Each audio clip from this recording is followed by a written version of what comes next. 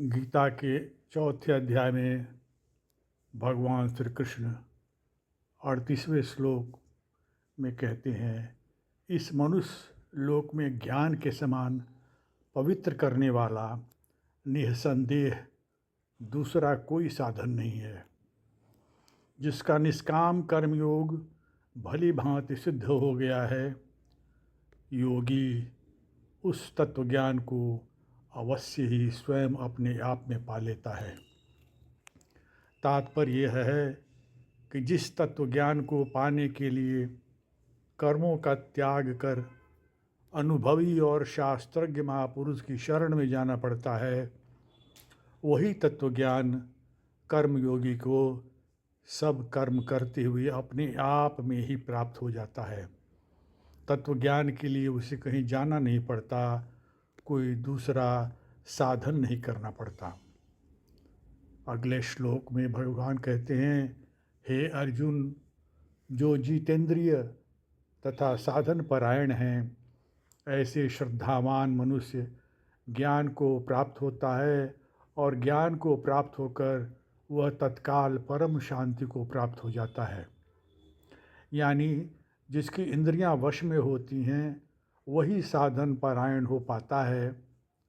साधन परायणता से श्रद्धा पैदा होती है और श्रद्धावान साधक को निश्चित ही ज्ञान की प्राप्ति होती है, क्योंकि ज्ञान की प्राप्ति में श्रद्धा ही मूल कारण है। 40वें श्लोक में भगवान श्री कृष्ण कहते हैं, विवेकहीन और श्रद्धा रहित संशय युक्त मनुष्य परमार्थ से भ्रष्ट हो जाता है, और उनमें भी संशय युक्त मनुष्य के लिए न तो कोई सुख है और न यह लोक या परलोक ही हितकारक है।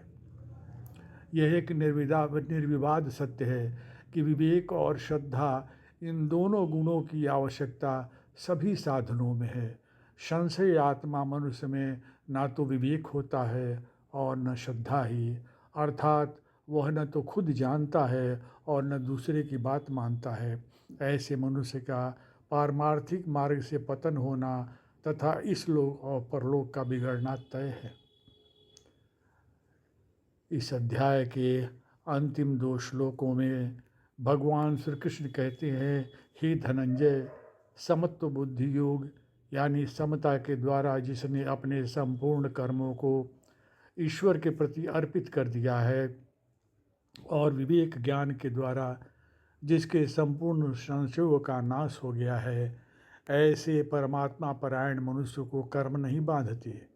इसलिए हे भरतवंशी अर्जुन, हृदय में स्थित अज्ञान से उत्पन्न अपने इस संशय को ज्ञान रूप तलवार से छेदन करके समत्व योग में स्थित हो जा और युद्ध के लिए खड़ा हो जा। ओम तत्सत इति श्रीमद्भगवद्गीतासु उपनिषत्सु ब्रह्म विद्यायां योगशास्त्रे श्रीकृष्ण अर्जुन संवादे ज्ञान कर्म संन्यास योगो नाम चतुर्थो अध्यायः। हरि ओम तत्सत।